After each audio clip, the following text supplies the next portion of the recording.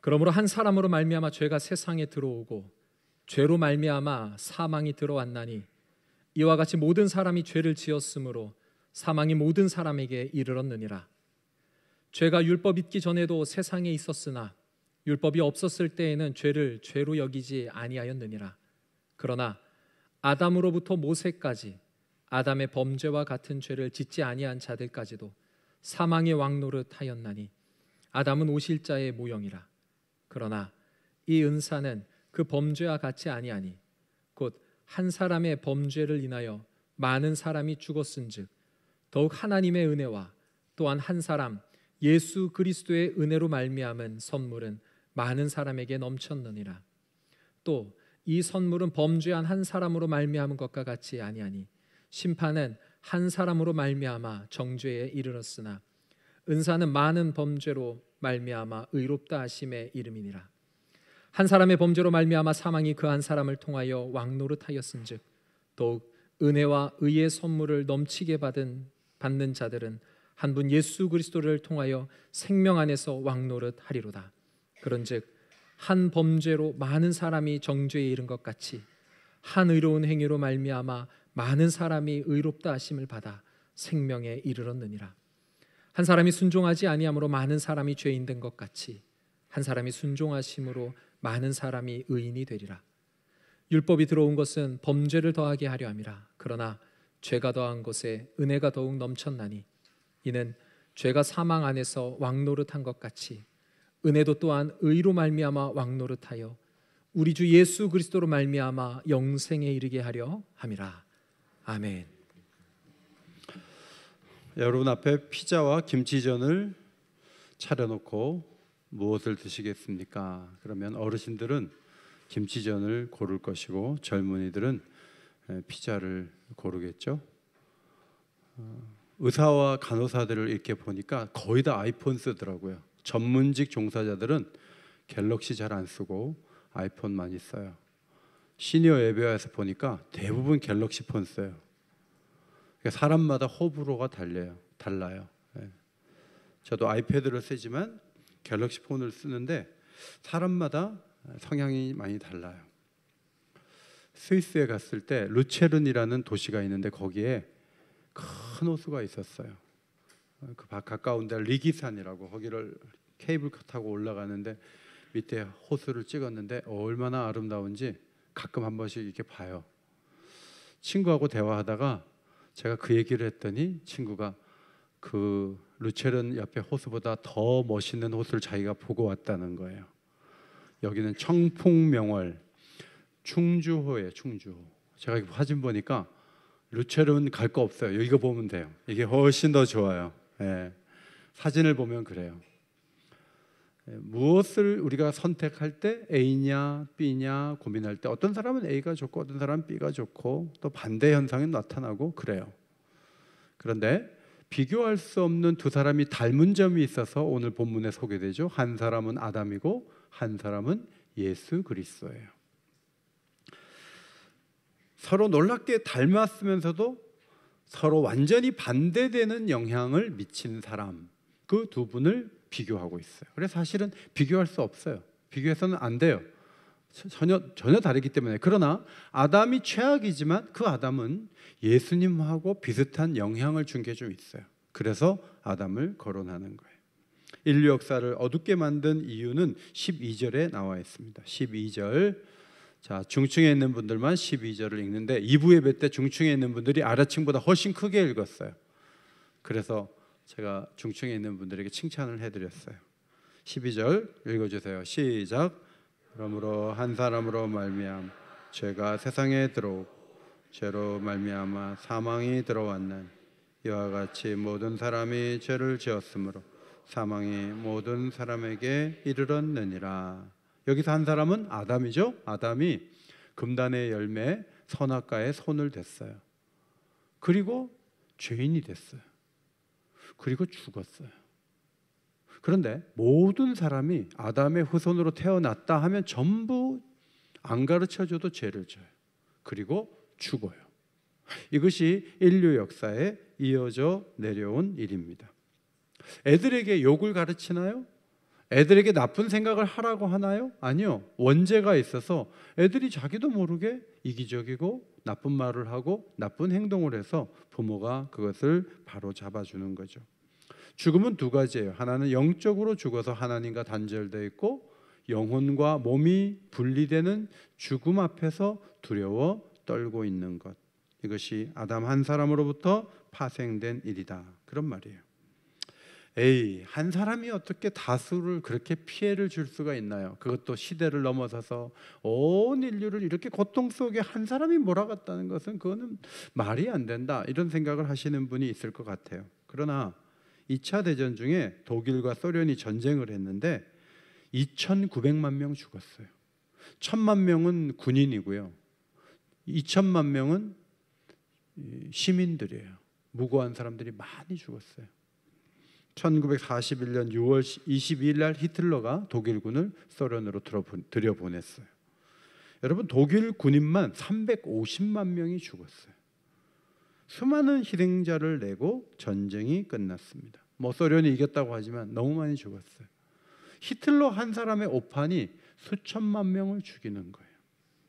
2014년 3월 말레이시아 항공 MH370편이 날아가다가 실종이 됐는데 지금도 못 찾고 있어요. 그래서 이 비행기가 도대체 어디로 갔냐, 왜 이 비행기가 항로를 이탈하고 왜 사라졌느냐, 많은 기자들이 찾아다니면서 그 근거를 찾는데, 이 자하리 아흐마드 샤라는 기장이요, 자살하려는 조짐을 보여주는 몇 가지 근거가 있는 거예요. 이 양반이 어떻게 했는지 하여튼 다른 사람들을 다 제어하고 이상한 곳으로 몰고 가서 다 죽게 했구나. 정말 그랬다면 한 사람 기장 잘못 만나서 영문도 모르고 모든 탑승객이 실종자 명단에 올라간 거예요. 이런 사건만이 아니라 할아버지가 엄청나게 부자였는데 계약 한번 잘못해가지고 그 집이 풍지박산이 나서 손주 때까지 가난한 집도 있어요. 아버지가 계약 잘못해서 좋게 살던 집 나와가지고 길가에 내다 앉는 그런 경험을 하는 아이들도 있어요. 인생은 꼭 자기 잘못으로 고통을 겪지는 않아요. 남의 잘못으로도 내가 피해를 입을 수 있다는 것을 우리는 얼마든지 경험한다는 점에서, 한 사람으로 인해서 죄가 세상에 들어오고 모든 사람이 죄인이 되었으며 모두가 사망에 이르게 되었다는 이 성경적인 진단과 설명은 허구가 아니에요. 물론 이에 대한 반응은 못 믿겠다, 억울하다, 의심이 간다, 그게 뭐냐, 나는 안 받아들이겠다, 그런 다양한 반응이 있지만, 반응이 어찌하든지 성경은 그렇게 설명을 하고 있어요. 그런데 로마서에서 오늘 말씀하고자 하는 것은 12절을 가지고 긴 얘기를 하려고 하는 게 아니고요, 12절의 이 말씀은 절망을 가져왔지만 또 다른 한 사람이 오셔서 우리에게 소망을 주셨다, 생명을 주셨다, 그 얘기를 하려고 12절을 적고 있는 거예요. 그래서 13절부터는 이제 복음을 전하는 거죠. 자, 복음이지만 어둡게 시작하죠. 13절 말씀 아래층에 있는 분들은 위층보다 더 크게 읽으세요. 시작. 제가 율법이 있기 전에도 세상에 있었으나 율법이 없었을 때에는 죄를 죄로 여기지 아니하였느니라. 지금도 잘못한 게 분명하지만 기소를 하려면 법적 근거가 있어야 되는데 계속 국회에 계류돼 가지고 그걸 통과를 안 시켜서 법이 이게 선포가 되지 않으면요, 잘못한 건 알면서도 못 집어넣어요. 하나님의 법은 율법인데 율법은 모세 시대에 완성이 됐어요. 그래서 선포된 거예요. 그 전에는 죄가 죄라고 말할 수 있는 근거 조항이 없었다, 그런 말이에요. 14절. 그러나 아담으로부터 모세까지 아담의 범죄와 같은 죄를 짓지 아니하는 자들까지도 사망이 왕노릇했다 그랬어요. 자, 아담부터 모세까지 성문화된 법은 없었지만 그 시대 사람들 다 죽었어요. 왜 죽었어요? 법도 없는데. 죄를 죄로 여기지 않는 시대에도 왜 그들이 죽었을까요? 그 이유는 아담의 후손들이 다 죄인이기 때문에 죄값을 치르느라고 다 죽은 거예요. 그러므로 율법에 저촉된 것이 하나하나 근거 조항을 대지 않는다 할지라도 역으로 추적해서 그들이 다 죽은 것을 보니까 그들은 죄인이다 하는 것이 성립이 된다는 얘기예요. 모든 시대 속에서 사람들은 죽어요. 애들은 나는 안 죽을 거야 이렇게 생각하는, 철이 없을 때 그렇게 생각할 거예요. 그러나 아이들이 청년만 돼도 나도 언젠가 다가오겠다. 할아버지처럼 나도 세상을 떠날 거야. 이 생각을 하게 되는 것이죠. 중요한 것은 한 사람이 범죄하여 모두가 죄인이 되고 모두가 죽게 됐다는 이 놀라운 이 성경적 설명을 거기에서 그치지 않고 역사의 반전을 이루는 한 분이 오셨다는 거죠. 자, 그분이 누구예요? 예수님이에요. 14절 끝에 보시면 아담은 오실 자의 모형이라. 한번 크게 읽겠습니다. 시작. 아담은 오실 자의 모형이다. 투포스라는 헬라어 단어가 있어요. 형체, 음각, 도장, 밀랍의 자국을 새긴 도장이 투포스예요. 고린도전서 10장에서는 본보기로 번역됐어요. 광야에서 원망하다가 멸망한 사람들을 보면서 우리는 멸망하지 말라. 그들은 우리에게 투포스가 되었느니라. 본보기가 되었단 말이죠. 아담이 예수님을 닮았다는 뜻이 아니에요. 이 말의 전체적인 의미는 아담 한 사람이 죄를 지어서 모두가 죄인 되고 모두가 사망의 어려움 속에 고통하는 그런 세상을 살게 된 것이 하나의 도장과 같은데 비슷한 도장이 이쪽에 찍혔다는 거예요. 그분이 누구냐면 예수님이에요. 예수님은 이 파괴되고 아프고 고통스럽고 죽어야 하는 이 놀라운 이 세계를 그냥 방치하지 아니하시고 예수님은 생명을 주시고 변화를 주시고 은혜를 주시고 하나님과 연결시키도록 하기 위해서 그분이 오셔서 순종하심으로 놀라운 일을 이루었다는 점에서 아담을 엄청나게 비슷하게 닮은 부분이 있다. 오늘 그 얘기를 하면서 투포스라는 단어를 쓴 거예요. 아담과 오실 자는 얼마나 다른가요? 15절 말씀입니다. 여성분들만 15절 읽으세요. 시작. 그러나 이 은사는 그 범죄와 같지 아니하니 곧 한 사람의 범죄를 인하여 많은 사람이 죽었은즉 더욱 하나님의 은혜와 또한 한 사람 예수 그리스도의 은혜로 말미암는 선물은 많은 사람에게 넘쳤느니라. 은사는 뭐고 은혜는 뭐냐? 저도 어제 은사를 어떻게 설명해야지 하고 막 사전도 찾아보고 하는데 어떤 책을 큰 책을 백과사전을 딱 폈더니 은사 땡땡 은혜의 현현 은혜가 나타나면 그게 은사예요. 은혜는 우리가 받는 선물의 내용이고요. 그것이 눈앞에 펼쳐지면 그게 은사인 거죠. 아담의 범죄로 엄청난 어려움이 왔어요. 그런데 하나님의 은혜로 은혜가 나타나는 것도 굉장히 넘치도록 우리 앞에 펼쳐졌다. 그것을 설명하고 있습니다. 여러분, 죽음이 중요하죠. 죽음이 참 너무나 큰 고통을 갖고 온 게 맞아요. 그런데 우리가 또 봐야 될 게 뭐냐면 하나님의 은혜의 세계가 가동되는데 그 은혜에서 증거들이 막 넘치는 거예요. 그래서 막 예수를 믿은 지 얼마 안 되는데 막 간증이 나타나고요. 사람들이 변화되고 예수를 안 믿을 것 같은 사람이 예수를 믿고 사도행전을 보면 예수님 잡아 죽인 그 대제사장들, 제사장들 그룹에서 막 예수님 믿는 사람이 생기고 변화가 막 일어나는 거죠. 이것이 생명이 넘치는 은혜가 넘치는 모습이라고 볼 수가 있어요. 아담과 예수님의 비슷한 점, 한 사람이 행한 일이 많은 사람에게 영향을 미친 거예요. 그건 비슷해요. 그런데 아담은 악영향, 예수님은 생명에 영향을 미쳤다 하는 거예요. 도장으로 말하면 이 사람 사형 집행하시오 하고 딱 도장 찍은 빨간 도장은 아담이 찍어줘 갖고 모두를 죽게 만들었네요. 그런데 법무부 장관이 도장을 파란 도장을 찍으면서 이 사형수들을 전부 이 사람은 살려야 돼. 이 사람도 살려야 되고 도장을 하나씩 찍어줘. 파란 도장을 찍어줘. 그 사람을 살리는 거예요. 그래서 은혜로 말미암은 선물이 넘쳤다. 선물이 넘쳤다. 오늘 우리가 좀 전에 309장을 불렀잖아요. 거기 가사를 이렇게 보면요. 은혜의 소낙비 지금 흡족히 내려 구원의 큰 강물 흘러 차고 넘쳐서 내 처한 모든 죄 모두 씻어버리니 나 지금 은혜를 충만하게 받았네. 우리가 막 비를 기다렸는데 조금 뿌리다가 마는 그런 비가 아니고요. 그냥 홍제천이 차고 넘치고 한강이 차고 넘치는 그런 충만한 비가 오는 거죠. 은혜의 비가 이미 내렸다. 차고 넘친다. 그렇게 설명하고 있어요. 16절은 표준 세번역으로 우리 남자분들이 한번 읽는데 숫자가 남자가 적기 때문에 2배로 읽어야 돼요. 시작. 또한 하나님께서 주시는 선물은 한 사람의 범죄의 결과와 같지 않습니다. 한 범죄에서는 심판이 뒤따라와서 유죄 판결이 내려졌습니다마는 많은 범죄에서는 은혜가 뒤따라와서 무죄 선언이 내려왔습니다. 여러분, 여기 한 사람이 2번 나오잖아요. 앞에 있는 한 사람은 예수님, 뒤에 있는 한 범죄는 누구예요? 한 사람, 아담이 지은 범죄를 말해요.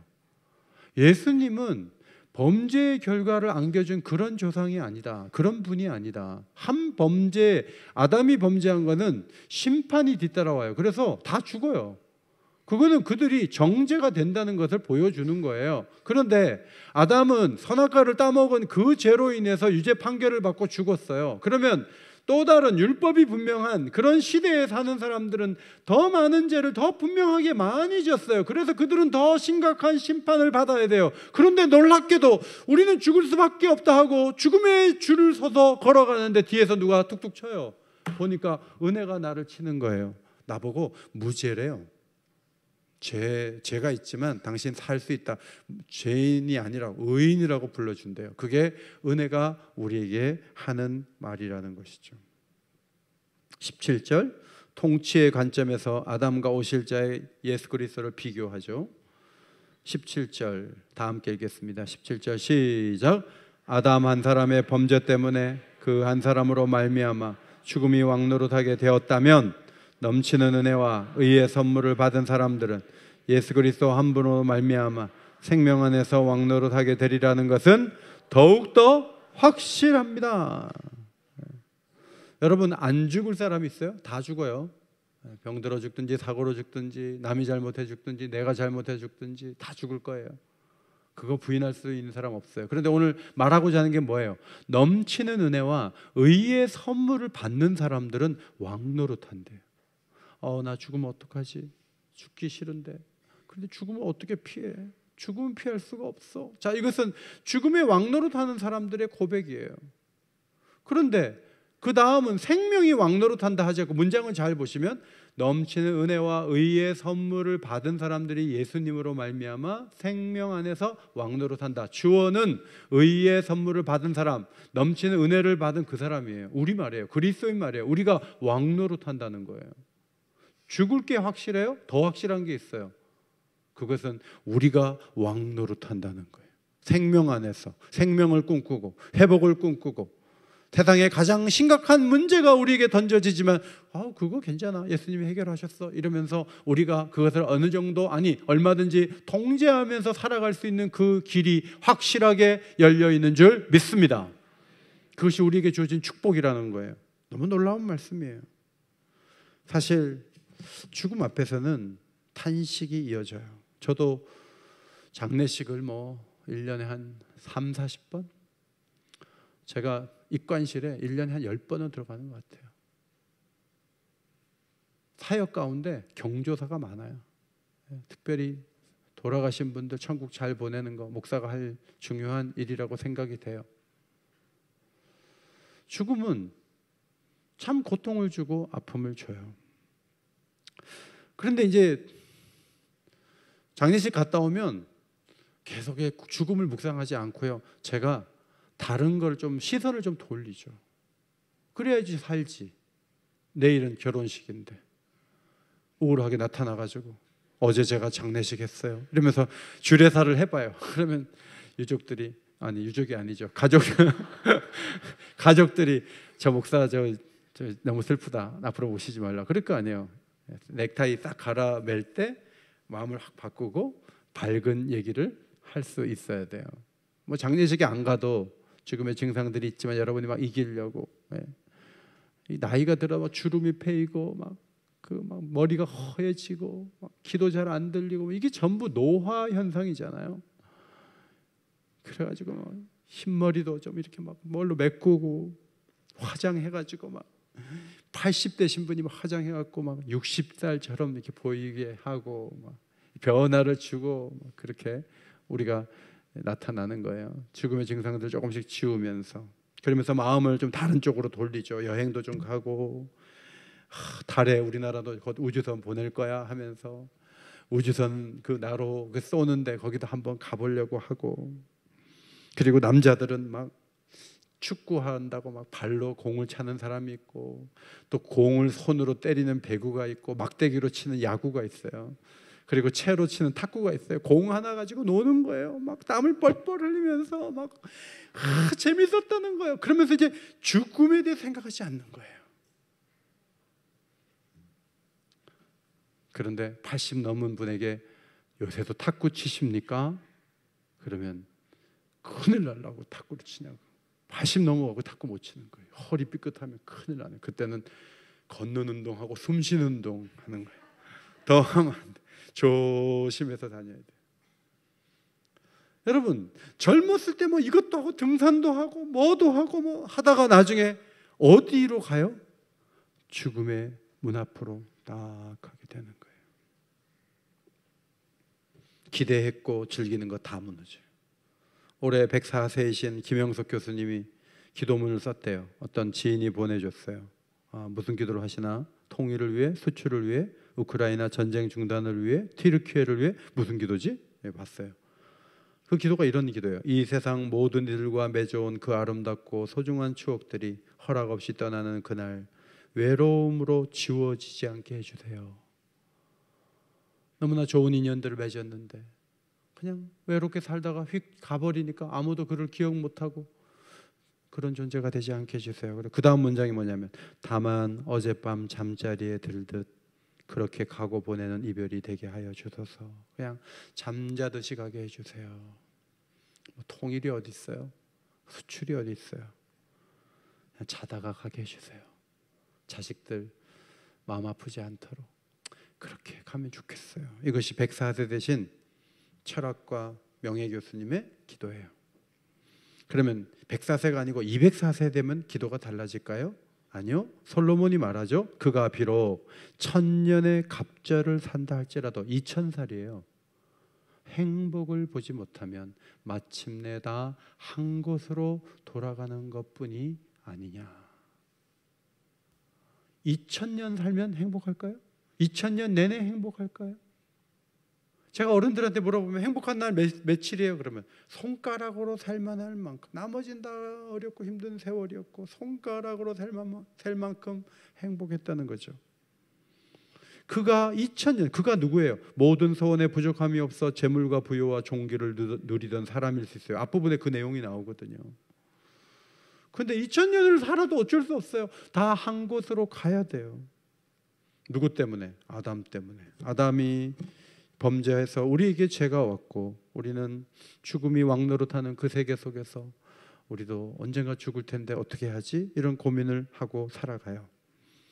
그런데 오늘 성경은 넘치는 은혜와 의의 선물을 받는 사람들은 예수님 안에서 생명으로 왕노릇한다는 거예요. 죽음이 우리에게 자꾸 말하죠. 너도 죽을 거야. 너는 어떻게 할 거냐. 너는 뭐 한 이틀 앓다가 가면 좋지 않겠어. 죽음이 계속 우리에게 말을 걸어요. 그래서 우리가 죽음을 인식하게 되고 어른들이 이게 표정이 자꾸 없어지고 점점 힘들어지는 것은 죽음과 자꾸 대화를 해서 그래요. 죽음이 자꾸 얘기를 하거든요. 그러면 죽음하고 얘기를 하다 보면 마음이 차갑게 돼요. 그런데 이 왕노릇하는 대칭에 금방 말씀드린 것처럼 넘치는 은혜와 의의 선물을 받는 사람이 있어요. 그들은 왕노릇해요. 생명 안에서 예수님으로 인해. 원래 왕노릇은 예수님이 하셨어요. 고린도전서 15장 26절 그가 모든 원수를 그 발 아래 둘 때까지 반드시 왕노릇 하시리니 맨 나중에 멸망받을 원수는 사망이니라. 여러분, 예수님은 마지막 시대까지 우리의 왕이신 줄 믿습니다. 그런데 우리 보고 너도 왕이야, 너도 왕이야. 그래서 우리도 왕이 된 거예요. 그래서 우린 분봉왕과 같은 거예요. 전체적인 왕은 예수님이에요. 근데 우리도 왕이에요. 근데 우린 뭘 해야 되죠? 누구를 다스려야 되죠? 집마다 아버지가 왕인 집이 있어요. 불행해요. 아버지가 물 떠야 되고 텔레비전도 자기가 원하는 것만 보고 막 소리도 못 내게 하고 밥 먹을 때 말 못하게 하고 막 폭군 같은 아버지가 있으면 집이 다 우울해지는 거예요. 구청장을 뽑아놨는데 그가 왕이 아니라 섬기는 자로 일하면 모두가 밝아지는 거예요. 예수님이 우리에게 왕노릇하라 그랬는데 어디 가서 왕노릇하지? 담임 목사는 교회에서 왕노릇해야 되나? 어디 가서 왕노릇해야 되지? 우리가 그 생각할지 모르지만 여기서 왕노릇은 특별한 의미예요. 첫 번째로는 창세기 4장 7절 죄가 너를 원하나 너는 죄를 다스릴지니라. 다스리다. 바실레이아 그러면 이게 헬라어로 왕국이고요. 바실류오 그러면 통치한다는 뜻이에요. 그런데 1차적으로 가인에게 하나님 말씀하셨어요. 야, 너 동생 미워? 너 그 미움 거 다스려야 된다. 그거 가만히 두면 너 더 이상한 일 한다 하고 하나님이 말씀해 주신 거예요. 그러면서 죄를 다스리라는 거예요. 여러분, 예수님을 만났죠. 생명 안에서 우리가 첫 번째 다스려야 될 대상은 죄예요. 죄가 올 때 죄를 다스리시기를 바랍니다. 죄는 여러분에게 비참하게 자꾸 말을 걸어요. 그래서 고통을 안겨주고 아픔을 주고 유혹을 해요. 이기적으로 자꾸 행동하게 만들어요. 그것이 죄예요. 그 죄를 다스려야 돼요. 왕노릇하는 거예요. 두 번째는 죽음에 대해서 왕노릇해야지. 자꾸 죽음이 말을 걸 때 나는 부활한다니까, 이 세상이 전부가 아니라니까, 더 좋은 세계가 마련된 것을 사도 요한이 보았고 나는 계시록을 볼 때마다 그 나라에 먼저 가고 싶어. 늙고 병들고 아프고 괜찮아. 다 죽음으로 가는 과정인데 괜찮아. 잠시 아플 수 있는 거죠. 그러나 영원히 우리에게 주실 영광과 비교해 보면 이 땅에서 얼마 동안 아프고 힘든 거 그거 작은 거야. 괜찮아 라고 선포할 수 있는 것은 죽음에 대해서 왕노릇하는 자의 태도예요. 그런 태도를 보여준 사람이 누구예요? 사도 바울이에요. 빌립보서 1장 23절 24절이에요. 앞에 보시고 크게 읽는 가운데 이 고백이 우리의 고백이 되기를 원합니다. 읽겠습니다. 시작. 내가 둘 사이에 끼었으니 차라리 세상을 떠나 그리스도와 함께 있는 것이 훨씬 더 좋은 일이라. 그렇게 하고 싶으나 내가 육신으로 있는 것 너희를 위하여 더 유익하리라. 병원에 가면 검사하다가 정말 시간이 다 가요. 무슨 검사를 다 해요. 그래서 병의 원인을 찾는 거죠. 의사들의 수고가 말도 못해요. 그래서 산다고 해요. 그래서 건강하게 살기도 해요. 그러나 이것과 저것은요 비교가 안 돼요. 믿음의 눈으로 보면 여기보다 저기가 훨씬 낫다니까요. 그래서 마음속에 주님 오라 하시면 기쁨으로 갈 수 있는 마음, 믿음의 준비를 해야 돼요. 그 준비를 하지 않으면요 점점 얼굴이 어두워질 거예요. 점점 모든 고심은 혼자 하는 것처럼 표정이 식어질 거예요. 얼마나 힘이 없으면 예배 시간에 아멘도 못해요. 왜냐하면 죽음의 종로로 타는 거예요. 죽음이 왕로로 타니까 그 밑에서 죽음하고 연결되어 왔고요. 오늘도 세월호 난 지가 9주년 된 날이 오늘이에요. 그 9년 동안 여러분 우리 한국 사회가 죽음이 우리 사회를 끌고 다니는 거예요. 그리고 끝났어요? 또 사고 터져갖고 젊은이들이 죽는 거 좀 봐요. 죽음은 옆에 있어요. 계속 우리에게 말을 걸어요. 그러면 거기에 설득돼가지고 그것만 주목하고 그게 전부인 줄 알면 어떻게 이 세상을 살아요? 여러분, 교회를 무기력하고 교회의 입을 닫게 하고 여러분의 입술을 닫게 하려고 하는 마귀의 전략이 뭔지 아세요? 죽음이 온 세상에 신문을 가득 채우고 온 세상 사람들의 마음에 죽음이 왕노릇 하려고 하는 거예요. 신문만 보면 죽음한테 생각을 내주는 거예요. 성경을 펴면 넘치는 은혜가 나와요. 생명이 나와요. 회복이 나와요. 더 좋은 세계가 펼쳐져요. 뭘 보고 사는 거예요? 더 좋은 세계를 보고 사는 거예요. 저는 예쁘고 젊고 그런 거 두 번째고요. 우리 교회 안에서 경건하게 연로하신 분들의 얼굴에서 천국을 봐요. 야, 진짜 아름답다. 진짜 멋있다. 주름이 패였죠. 그런데 그 얼굴에 평화와 소망이 있어요. 야, 저 연세 정도 되면 고통이 많으실 텐데 약도 한 10알 이상 드실 텐데 가정을 해요. 근데 그분의 표정은 그런 거와 관계가 없어요. 정말 하나님을 사랑해요. 그리고 교회를 사랑해요. 그리고 입에서 소망의 말이 흘러나와요. 자기가 지고 있는 거는 그렇게 큰 게 아니래요. 주님 오라 하시면 가면 되죠. 괜찮아요. 그런 어른들이 우리 교회에 많은 것이 우리 교회의 축복인 줄 믿습니다. 그것이 우리의 자산이고 우리가 누리는 축복이죠. 19절에 한 사람이 순종하지 아니함으로 많은 사람이 죄인 된 것 같이 한 사람이 순종하심으로 많은 사람이 의인이 되리라. 한 사람이 순종하지 않아서 모두가 죄인 됐잖아요. 그러면 그게 확실하고 그래서 죽는 걸 받아들인다면 한 사람이 순종하심으로 이루어내신 놓으신 열매도 받아야죠.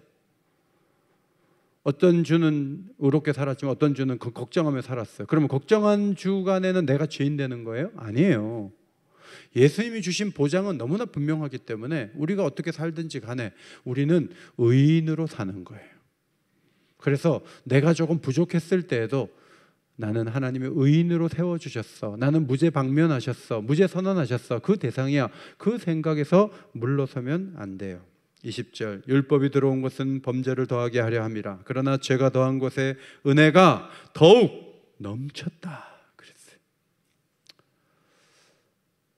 교회는요, 죄인들이 오는 곳인데 교회 생활 누가 잘하냐? 어릴 때부터 막 5대째 신앙. 지난주 금요일 날 강사님 오셔가지고 목사가 돼가지고 아버지라고 부르지도 않았대잖아요.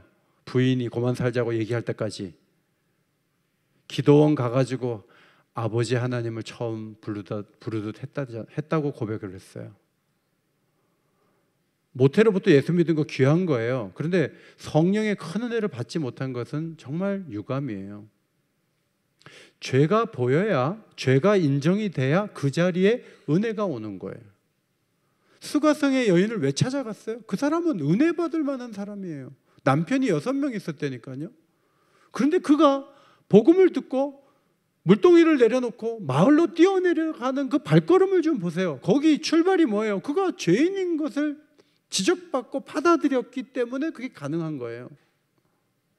삭개오가 자기가 죄인인 것을 보면서 예수님이 강요하지도 않았지만 예수님과 하루 머물고 나서 예수님 앞에, 예수님 제가 재산 절반을 가난한 사람에게 나눠줄게요. 그 말이 흘러나온 것은 그가 죄인이었는데 그 죄 속에, 그 죄된 마음에 은혜가 흘러나갔기 때문에, 들어갔기 때문에 그 고백이 나온 거예요. 바울이 죄인 중에 괴수라고 고백해요. 왜냐하면 성도를 죽이고 가두는데 동참했던 사람이에요. 그런 사람이 예수님 찾아와서 사도가 되었어요. 그 사람이 오늘 복음을 전고 있잖아요. 지금도 그래요. 교회에 오셔가지고 의무감에 여기 앉아 계시다면 별로 은혜 못 받아요. 지난 한 주간도 주님 원치 않는 대로 내가 움직였는데 주님 불쌍히 여겨주셔서 오늘도 예배를 받아주시고 하나님 자녀로 온전히 될 수 있도록 내게 은혜를 부어주세요. 내 삶은 하나님 보시기에 기준에 맞지 않아요. 하나님 도와주세요. 그렇게 기도가 시작되면 그 예배 시간에는 은혜가 찾아오는 거예요. 그래서 교회에 오셔가지고 그 기도 하셔야 돼요. 대표 기도할 때도 죄 문제를 걸어내야 돼요. 왜? 죄가 인정이 돼야 은혜가 오니까. 21절 마지막 성경 말씀 앞에 보시고 읽겠습니다. 시작. 이는 죄가 사망 안에서 왕노릇한 것 같이 은혜도 또한 의로 말미암아 왕노릇하여 우리 주 예수 그리스도로 말미암아 영생에 이르게 하려 함이라. 여러분, 죄 때문에 죽는다는 거 받아들이잖아요. 인정하잖아요. 죄 때문에 온 이 사망이 우리에게 왕노릇할 때 슬픔이 있고 죽음을 경계하고 죽음이 싫고 막 그런 게 우리에게 있잖아요. 그렇다면 은혜도 또렷한 역할을 해야 된다는 거예요. 은혜가 의로 말미암아 왕노릇해서 예수님 때문에 영생에 이르게 하려 하시려는 하나님의 그 목표를 이루고 누릴 수 있는 삶을 사는 것이 마땅하다는 거예요. 장례식장도 있고 영안실도 있고 낙골당도 있는데 은혜가 역사하는 공간은 어디인가요? 은혜를 볼 수 있는, 은혜를 들을 수 있는 곳은 어디인가요? 그것이 여러분의 삶에 연결되고 있습니까? 성경은 그 부분에 대해서 지금 강조하고 있는 거예요. 아브라함의 하나님은 누구예요? 없는 것을 있게 하시고, 또 아브라함의 하나님은 누구예요? 죽은 자를 살리시는 하나님. 우리가 섬기는 그 하나님이 우리에게 영생 주기를 원하시는 거예요. 영생이 뭐예요? 하나님 도움받으며 사는 관계를 말해요. 하나님 우리를 도와주기를 원해요. 우리 애들이 전화하면 자기 얘기 이렇게 하는데 엄마가 그래요. 이것 좀 보내줄까? 돈이 혹시 필요하지 않니? 1,000불 보내줄까? 돈도 많아요. 1,000불 어떻게 보내줘? 난 옆에서 듣고만 있어. 애들이 아니에요, 괜찮아요, 돈 있어요. 부모는 뭐 좀 주려고 그래요. 하나님이 그 많은 것을 가지고서 여러분이 없어가지고 그렇게 힘들어하는데 하나님이 재밌다, 그래 계속 결핍 속에 살아라, 하나님 그러시겠어요? 예수의 이름으로 기도하면 무엇이든지 주실 수 있는 그런 축복된 삶을 주기 위해서 예수님이 십자가에 죽으신 줄 믿습니다. 이 사실을 붙잡고 죽음 묵상 그만하고 생명에 대한 역사, 하나님이 이루실 약속의 미래, 이것들을 보면서 이쪽에 피해를 주고 파괴한 거는 작은 거네, 하나님 주실 것들은 너무 크네, 그러면서 사니까 통장에 돈이 없고 감옥에 들어가도 바울이 소망 가운데 있었던 거예요. 그게 비결이에요. 세 가지 강조점을 다시 말씀드려요. 첫째로, 아담이 가져온 고통과 파멸을 과소평가하지 마세요. 우리가 실수하지 말아야 되는 게 뭐냐면, 아유 옆집에는 뭐 없는 게 없어, 잘 살아, 애들도 많고 뭐 저 집은 잘 되는 집안 같아, 어른들이 뭐 괜찮네. 근데 그분에게 예수님이 없잖아요. 그러면 그분의 왕은 죽음이에요. 그걸 아셔야 돼요. 우리 또한 뭐 여러 가지 삶을 개선하고 뭐 좋게 살 수 있지만 그게 우리의 문제를 근본적으로 해결해 주는 것들은 아니에요. 우리가 살아나려면 아담이 피해를 준 것에 대해서 직시하고 반대로 하나님이 이루신 일을 바라봐야 되는데, 안 믿는 불신자를 볼 때 예수가 없구나, 저 집에 복음이 없구나, 그러면 복음 전할 생각을 해야 돼요. 코로나 이후에 교회의 이미지는 완전히 바닥에 떨어졌어요. 그래도 오이코스 전도 축제 하자는 이유가 뭐예요? 예수님 없이 소망이 있을까요? 국민소득 10만 불 되면 소망이 있을까요? 정말 암에 대한 치료제가 완벽하게 나와서 이제 암으로 죽을 사람이 없다 그러면 인생의 근본적인 문제가 다 해결될까요? 천만의 말씀이에요. 안 그래요. 그럴 수 없어요. 아담은 엄청난 고통과 파멸을 가져왔어요. 모두가 거기서 오늘도 신음하고 있어요. 대통령 가지고 이래니 저래니 사람은 아직 성경 모르는 사람이에요. 자기가 좋아하는 대통령이면 뭐 지지해주고, 좀 싫어하면 끝까지 싫어하더라고요. 대통령 물건으로도 지지 마세요. 아담이 가지고 온 범죄로 인해서 복잡한 거예요. 힘든 거예요. 그걸 인정해야 돼요. 그거 성경적인 것을 가지고 사회 분석을 하고 현 시대를 봐야지, 사람 한두 명 내세워서 그들이 잘못해서 이렇게 됐다, 끝까지 그렇게 하는 거는, 그거는 성경적인 가치관을 아직 갖지 않는 거예요. 두 번째, 예수 그리스도의 은혜로 우리가 생명 안에서 왕노릇한다는 것이죠. 자, 아까 말씀드린 첫째로 죄를 다스리세요. 두 번째, 죽음 너무 겁내지 마세요. 죽음의 증상들 혼자 그냥 조용히 그거 뭐 얘기해가지고, 목사님 작년에는 약이 5알이었는데 올해는 8알 먹어야 돼요, 그렇게 말씀을 저한테 할 필요가 없어요. 저도 몇 알 먹어요. 그걸 뭘 다 그런 거지 뭐 그거 가지고 뭐 혈압 당뇨 없는 사람 그 사람이 특별한 사람이에요. 혈압 당뇨 없는 거 축하드리지만 그분은 나중에 더 큰 병을 앓을 수도 있어요. 그러니까 안전지대가 없는 거예요. 예. 그런데 정말 중요한 게 뭐예요? 사망에 휘둘리지 않는 거잖아요. 근데 생명 안에서 왕노를 하려면 죽음에 대해서 항상 말도 담대하게 할 줄 알아야 돼요. 세 번째는 아까 바울처럼 누군가를 위해 사는 사명 감당하는 거예요. 그게 왕노릇 하는 거예요. 선한 일을 기회가 되면 열심히 감당하는 거예요. 좋은 일 하고. 젊었을 때 하는 거죠. 연세 드신 분은 방법대로 기도하면서 하고. 그래서 하나님이 나와 연결됐다, 이것을 선포하며 사는 것이 성도의 삶이다 하는 거죠. 기도해야 돼요. 제가 이렇게 보니까 60까지 기도하고 60부터 기도 안 하잖아요. 죽음의 종노릇해요. 늘 말하는 게 어둡고 죽음이 자기 인생 전체를 휘감고 있어요. 근데 그분이 안 그랬거든요. 새벽에도 안 나와, 금요기도에 오지도 않아, 주일 예배 겨우 드리고 신앙생활 하다가 나중에 무릎 아파서 교회도 못 와요. 그러면 인생의 20, 30년을 죽음의 그늘 속에 있는 거예요. 지금 새벽 기도에 안 빠지시는 분 한 분, 남자분이 계세요. 88세예요. 그분은 두려움이 없어요.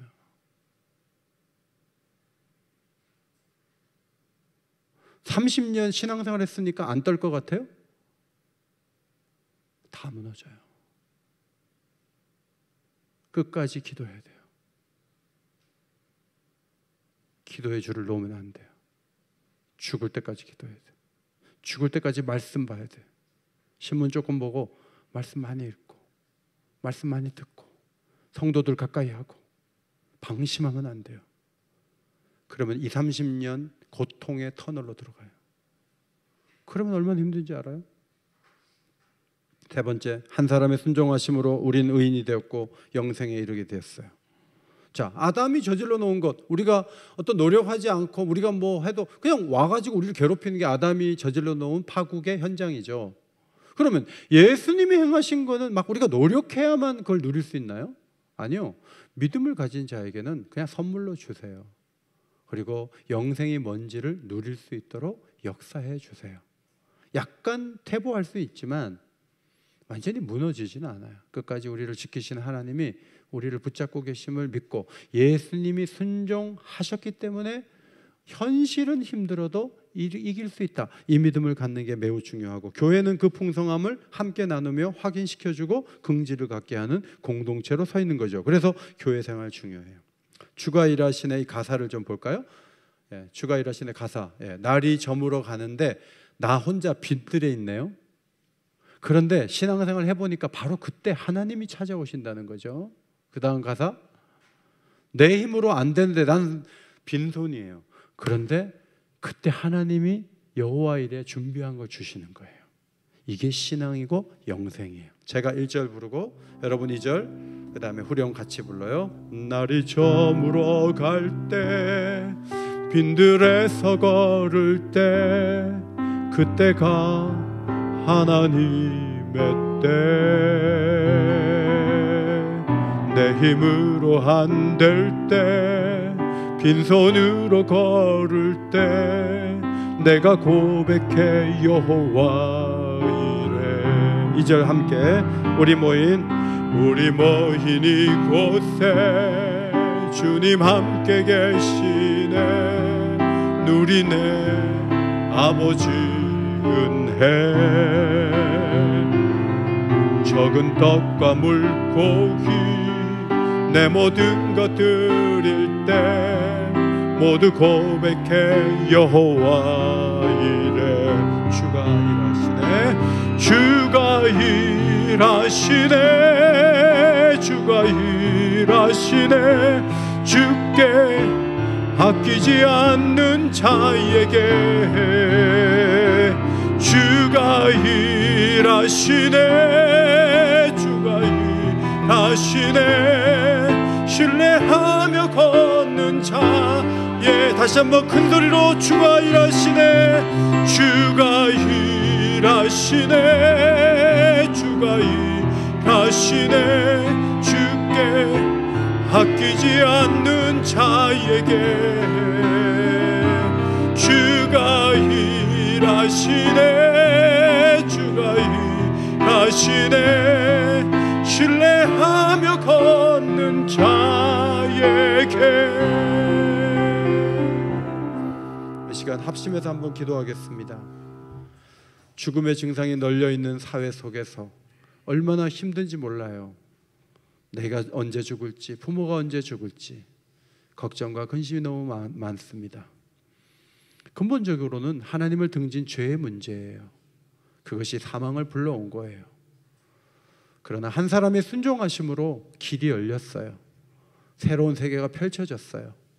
그것을 보며 살아가게 하시고, 우리 모두가 생명 안에서 왕노로 달 수 있도록 우리의 마음에 빛을 보여주시고 생명의 생기를 우리에게 허락해 달라고 1분 동안 합심해서 기도하겠습니다. 기도드리겠습니다. 하나님 아버지, 은혜를 감사합니다. 죽음에 눌려있는 저희들을 불쌍히 여겨주시기를 기도드립니다.